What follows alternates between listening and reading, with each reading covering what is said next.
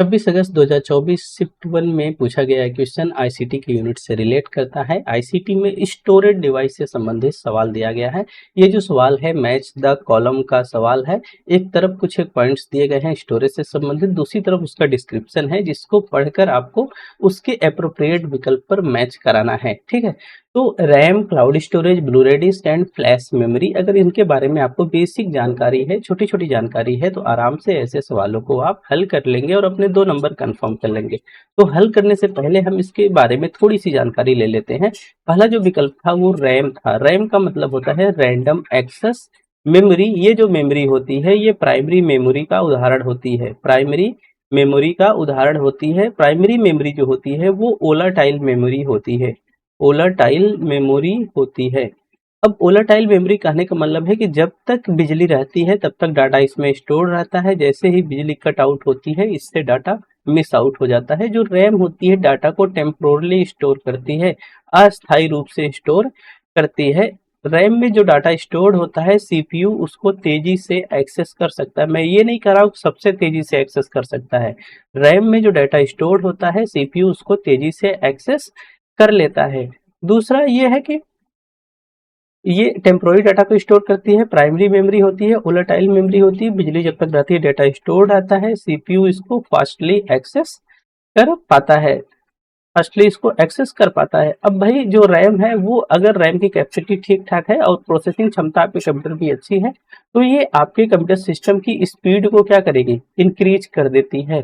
दूसरा, जैसे ही आप कंप्यूटर सिस्टम को ऑन करते हो जो कुछ भी आपको दिखता है स्क्रीन पे, मॉनिटर की स्क्रीन पे, जो भी एप्लीकेशन ओपन करते हो, जो भी ओएस यूज कर रहे हो, वो सब जो स्टोर होता है वो रैम पर ही स्टोर होता है। आप कह सकते हो कि जो रैम होती है करंट में आपके कंप्यूटर सिस्टम में जो चल रहा होता है वो रैम पर स्टोर हो जाता है। ठीक है, ये कुछ बातें थी रैम के बारे में। अब सेकंड विकल्प है आपका ब्लू रे डिस्क। ब्लू रे डिस्क एक ऑप्टिकल स्टोरेज मीडियम होती है जो कि हाई डिफिनेशन वीडियो और लार्ज डेटा फाइल को स्टोर करने के लिए प्रयोग में लाया जाता है। ऑप्टिकल स्टोरेज में दो और याद रखिएगा, सीडी डीवीडी भी आपकी ऑप्टिकल स्टोरेज के अंतर्गत आती है। सीडी का मतलब होता है कॉम्पैक्ट डिस्क, डिजिटल डीवीडी का मतलब होता है डिजिटल वर्सेटाइल डिस्क। ठीक है, ये दोनों भी ऑप्टिकल स्टोरेज के अंतर्गत ही आती हैं। इसके अलावा ब्लू रे डिस्क है जो कि high definition videos and large data files को स्टोर करने के लिए प्रयोग में लाई जाती है। ठीक है, ये ब्लू वायलेट लेजर टेक्नोलॉजी का प्रयोग करती है जिससे डेटा को एक्सेस किया जा सकता है। नीले बैगनी लेजर का तकनीक से 128 जीबी तक डेटा को ये स्टोर किया करती है। ठीक है, नेक्स्ट ऑन है क्लाउड स्टोरेज। क्लाउड स्टोरेज अगर आप सभी स्मार्टफोन यूज कर रहे हो तो शायद ही आप सभी बच पाए होंगे। गूगल ड्राइव जानते ही होंगे शायद सभी लोग, इस पर सभी की कुछ न कुछ पर्सनल फाइलें जरूर स्टोर होंगी। ठीक है, सभी की कुछ न कुछ पर्सनल फाइलें जरूर स्टोर होंगी। तो जो क्लाउड स्टोरेज है आपको परमिट करता है कि आप अपने फाइलों को रिमोट सर्वर पर स्टोर कर सकते हो और with the help of internet. अगर फाइलों को आपको यूज करना है फिर भी आपको इंटरनेट की मदद लेनी पड़ेगी। अगर फाइलों को क्लाउड स्टोरेज पे स्टोर करना है फिर भी आपको इंटरनेट की मदद लेनी पड़ेगी। फायदा ये होता है भाई आप इसकी एक्सेसिबिलिटी कहीं से भी कर सकते हो, कहीं भी हो आपके पास डिवाइस है और अगर इंटरनेट है तो आप आराम से वहां पर अपनी फाइलों को एक्सेस कर सकते हो। मतलब कि स्केलेबिलिटी एंड पोर्टेबिलिटी बहुत अच्छी इसकी होती है, लेकिन एक ड्रॉबैक है, आपको इंटरनेट चाहिए। एग्जाम्पल के रूप में गूगल ड्राइव हो गया, आई क्लाउड हो गया, ठीक है, अमेजन क्लाउड हो गया, ये सब क्या है, क्लाउड स्टोरेज के उदाहरण है।